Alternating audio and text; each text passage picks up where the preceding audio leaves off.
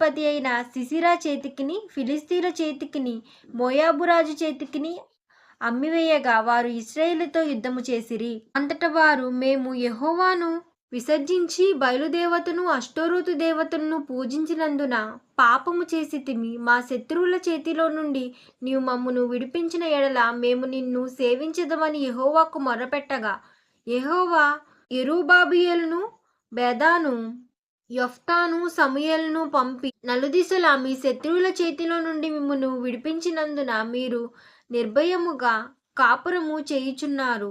అయితే అమ్మోనీయుల రాజైన నాహోషు మీ మీదికి వచ్చుట మీరు చూడగానే, మీ దేవుడైన యెహోవా మీకు రాజయ్యున్నను, ఆయన కాదు ఒక రాజు మిమ్మును ఏలువలనని మీరు నాతో చెప్పితిరి. కాబట్టి మీరు కోరి ఏర్పరచుకున్న రాజు ఇతడే. యెహోవా ఇతన్ని మీ మీద రాజుగా నిర్ణయించి ఉన్నాడు.